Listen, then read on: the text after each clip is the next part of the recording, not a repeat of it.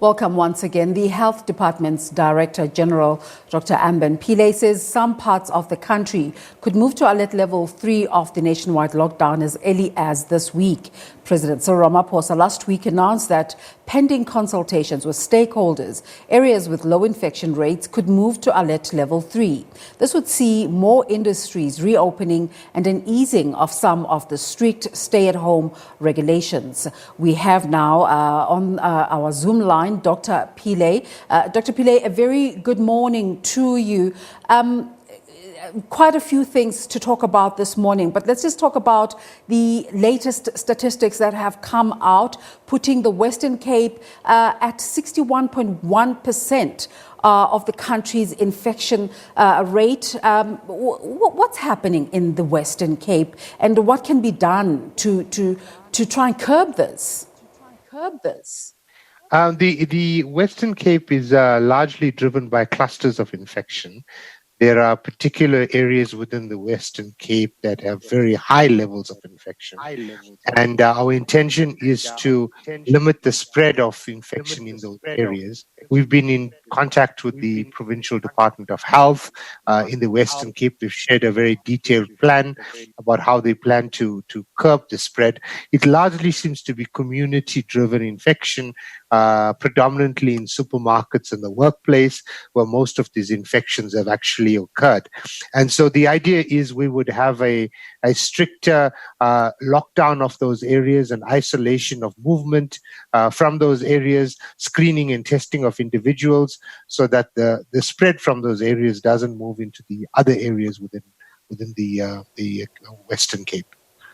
As we progress to a conversation about different parts of the country being put at different alert levels, just unpack further this conversation about clusters, especially for the benefit of our viewers, and what this means.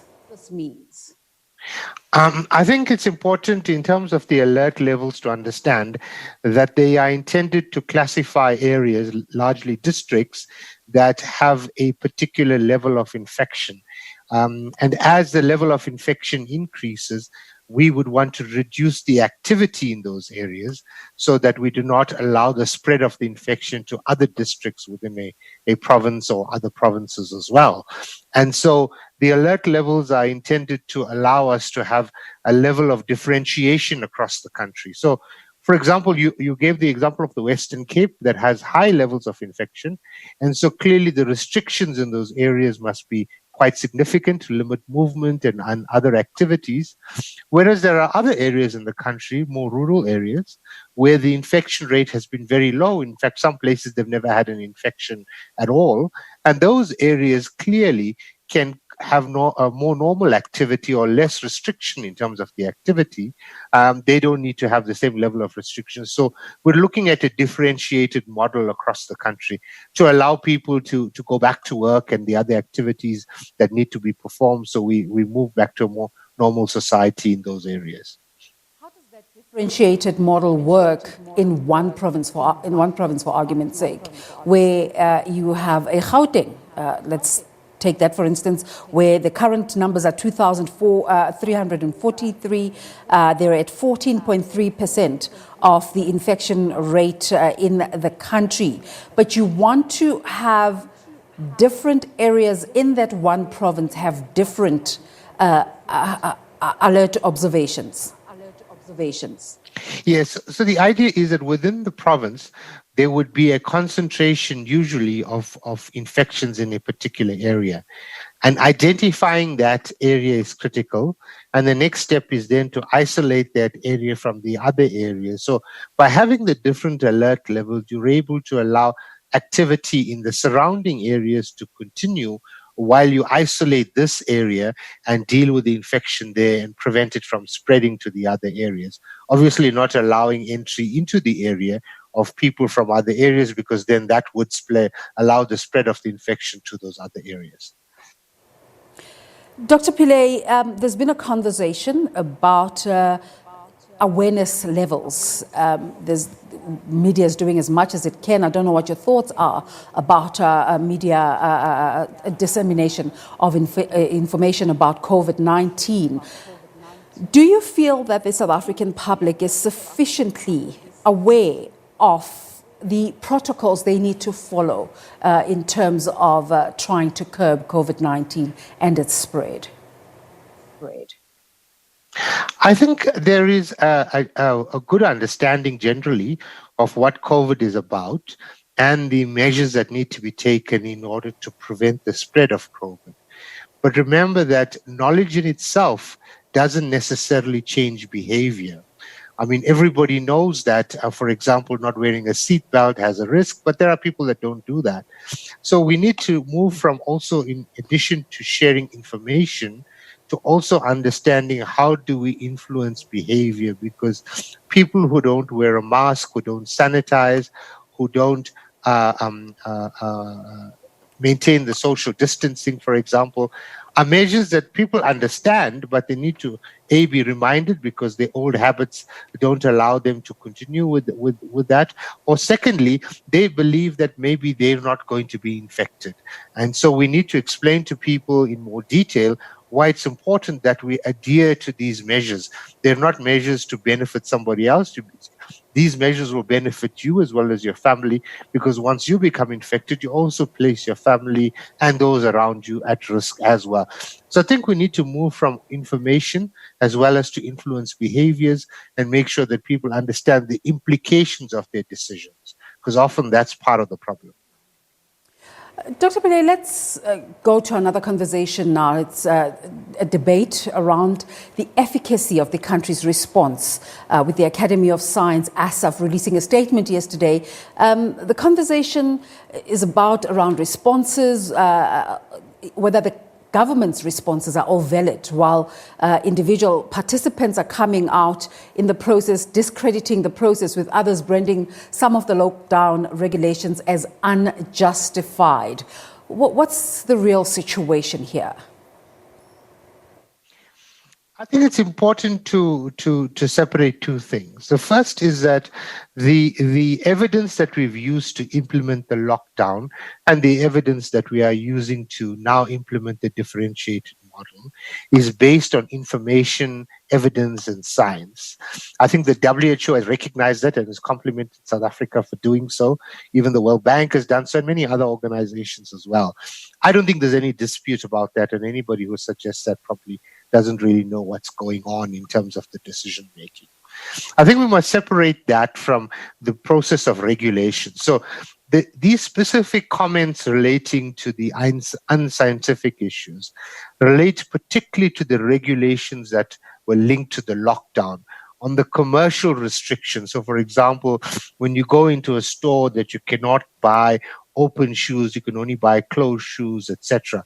There was some reasoning around that. I mean, you can debate whether that reasoning is reasonable or not, but the broad principle was, if you're going to encourage people to stay at home, then you must make sure that you do not have any attractions that allow people to want to leave their home. So if you go into a store and you have clothing, you have all kinds of shoes, etc., that you want to choose, you remain in that store for much longer. Your risk of being infected by people who you don't know is much higher. And so if we want to promote this principle of social distancing and encouraging people to stay at home, you cannot then have attractions outside of the home. And that was the thinking around it. We are reviewing that currently to understand a little bit better how we can influence people in terms of those behaviors. But that was the logic behind it. Now, the Ministerial Advisory Committee that's responsible for advising the minister are responsible for the health matters about what social distancing should be, what the use of masks, the testing and the treatment, etc. They're not involved in these other aspects. These are largely matters that the economic cluster are involved with. Remember that the COVID response is an all of government response, not a Department of Health response only. And so my colleagues in many of the other departments participate in these discussions, and we then come to some decisions about how we deal with these matters. What about the concerns around full disclosure of information? Is there any kind of information during these engagements where it's decided the public doesn't need to know this? I'm not aware of any such information. Like the global practice, we provide on a daily basis the number of people that have been infected, the number of tests that we've done. We also indicate the number that are positive. We indicate the number that have recovered. We've also indicate the mortality. And that's the standard set of data that all countries provide. And we've not withheld any of this information, and we continuously provide this on a daily basis. And the intention is to keep the public updated. That's why, for example, that the Western Cape is got such high levels of infection and the mortality is high, etc. And each area you have a similar level of information. So we will continue to provide that information. It is in line with globally what countries provide, and is information that I think the public can consume and understand easily. Is there equal understanding between government and ASAF in terms of the way forward? Like, for instance, one of the things they say in the statement is that they believe government's response must be further strengthened by including scientists from a broader range of disciplines in its advisory bodies, and for scientific advice to be drawn on to address other urgent concerns, such as the economy and education. They also say that it's crucial that the National Coronavirus Council and the structures reporting to it, such as the Ministerial Advisory Committee, to be advised by a number of scientists in different disciplines. This almost gives you a sense that there's even a certain level of tension. Well, I think that ASAF may not understand the way government operates. Remember that we have as I indicated earlier, an all-of-government response. So each of the government departments participate in the decision-making process. And each department, whether it's the Department of Education, Social Development, etc., draw on their best expertise, including their advisory committees and experts that may be supporting them in making decisions. The health department's mandate is clearly to deal with the health matters as they relate to COVID, and the other matters are obviously issues that the other departments deal with.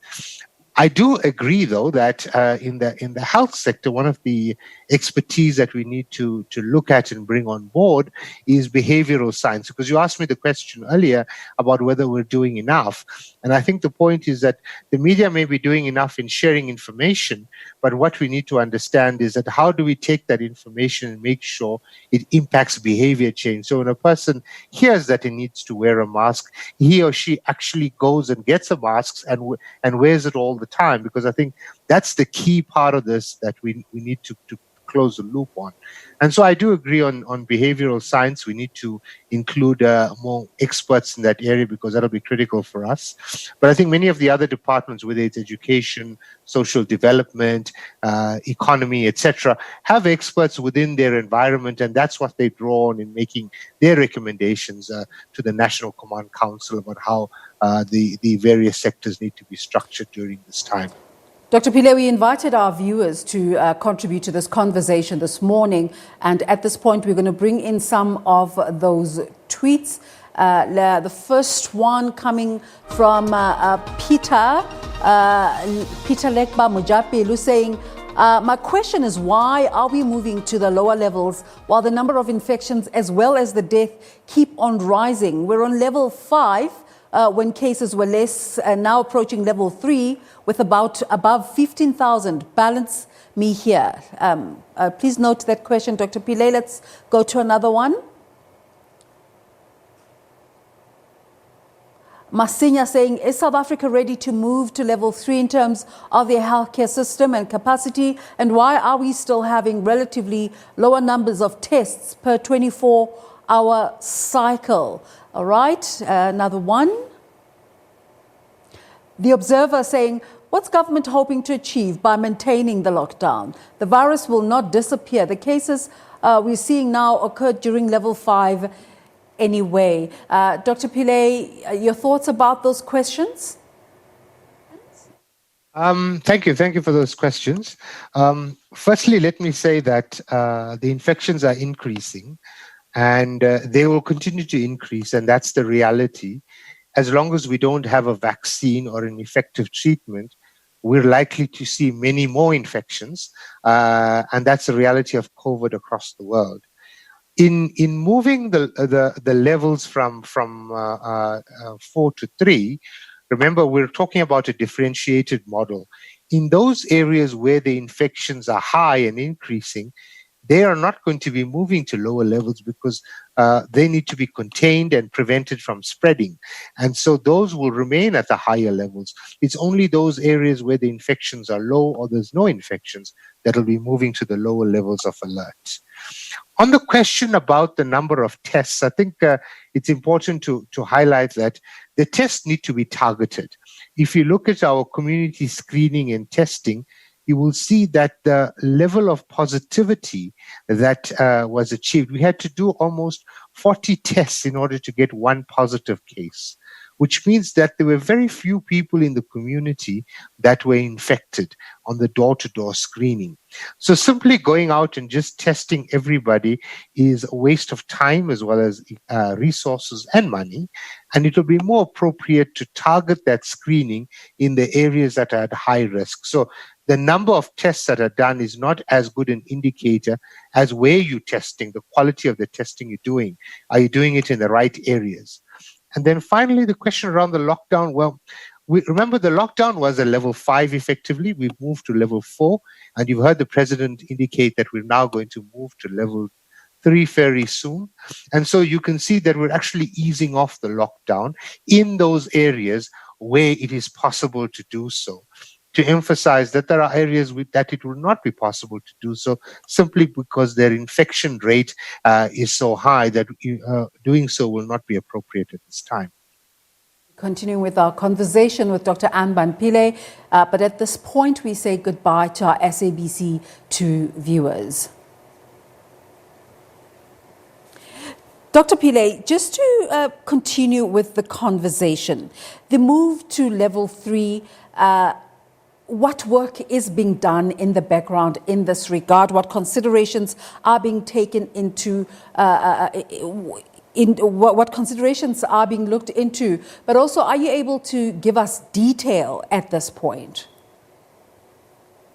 We're looking at a variety of health indicators to define what the alert level should be at a particular district. And the key indicators that we are looking at is the number of active infections in a particular area, the trend in those active infections over a period of time. The second area that we're particularly interested in is the capacity of the health system to respond. So in other words, how many beds do you have in that area, hospital beds, as well as ICU beds? So should those people in that area require hospitalization, etc., is there sufficient capacity within the health system to respond to that need? So those would be broadly the indicators that we would be looking at in terms of trying to understand what level a particular area or district should be placed under. We will refine these indicators over time. I think as more evidence becomes available and we would need to consider other matters, we will do so as well.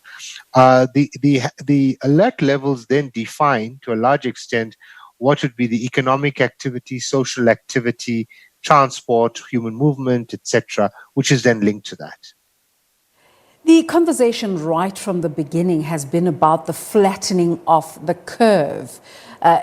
Evidently, as you've said just now, the numbers keep going up, which means the curve is first going up before it goes down. But what sort of trend is South Africa experiencing at the moment? And I'm asking you this question just to allay the anxiety and the fears of the South African public in terms of this conversation about where it ends and what next in terms of economic life.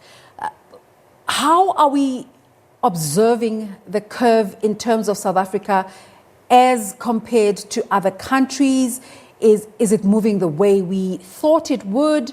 Are there any surprising discoveries as we study the South African curve? It's a good question. So remember, we kind of responded very early to the infection. If you compare us to other countries, for example, the United Kingdom, you will see that their infections just happened in a straight line if you had to plot their cases. And that was largely because they had not implemented any of the key interventions early on. And the key trick here is to make sure that you intervene early. And government in this case had intervened early. So what happened was that as the infections started increasing in South Africa, we implemented the lockdown, which then flattened the curve. And as we flatten the curve, we have reduced the risk of more infections. We've also reduced the risk of deaths. And if you look at the mathematical models that have been done, you will see that we would have had a 7-fold increase in the number of cases and about a 5-fold increase in deaths. So just by implementing the lockdown, we've averted that. We've moved now to a new stage in the infection, where the use of the lockdown as an instrument is no longer as useful as using a differentiated model, because, as I indicated, there are parts of the country that actually have not had infection and they can continue with economic activity and other activities. Then there are other parts where the infection is concentrated. And focusing on those areas are critical in order to deal with this infection. So that's the new phase and approach that we'll be using. But in doing so, I have to say that we will not be able to stop the infection because we don't have a treatment, neither do we have a vaccine. What we are doing is slowing down the spread of the infection, so at any point in time, we have sufficient hospital beds to respond to the need in a particular area. When you get the rush, you see pictures like what you saw in New York and London, where people were basically denied treatment, and that resulted in many of them dying, etc. And so we want to avert that situation. So the lockdown and these other measures are intended to avoid that, because we don't have a treatment currently. So that's the best that we can do. And so it's very important that we adhere to these messages of social distancing, hand sanitization, use of masks, etc., and particularly the elderly as well as those with comorbidities at the highest risk. So we really encourage them to be very strict about all of these measures, because the mortality in those groups are much higher than others. And so when younger people or those without comorbidities get infected, they're likely to have a good outcome. But those that have these comorbidities or the elderly are less likely to have this kind of positive outcome. And so we encourage them to comply and be very strict about it. So yesterday we started seeing in different parts of the country the allocation of the Cuban cohort that has just come through. How is that going? Can you break that down for us? So the Cuban brigade that's come through has gone through a period of quarantine, and thereafter we did an orientation with the colleagues from Cuba, and then we have now sent them to various provinces across the country. They will then familiarize themselves with the local conditions in those hospitals and districts and clinics, where the provincial health departments will provide them with further orientation, and then they'll start working in those areas in order to support us as we anticipate that there will be an increase in the number of infection in areas, and we would have greater numbers of health professionals as well as epidemiologists and biostatisticians, etc., that have come through as part of the Cuban brigade to support provinces in each of the districts. Just one last question. As a government response to COVID-19, are there any lessons government is taking, especially the Department of Health, in terms of the conversation that has been put on hold now, the conversation of the national health insurance, in terms of, is this strengthening government's resolve in terms of going ahead with that, or are you finding that you might have to take a different route? I think currently our focus is predominantly to respond to the national health insurance, and we would do so.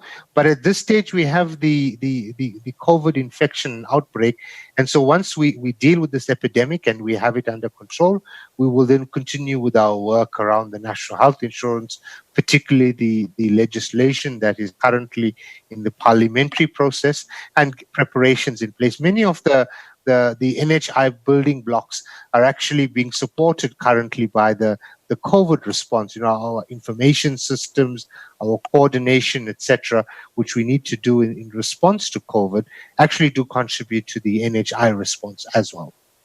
Yes, thank you for talking to us this morning. Thank you very much. Dr. Anban Pillay is the Deputy Director General in the Department of Health and also a very active member in the COVID-19 Council within the presidency.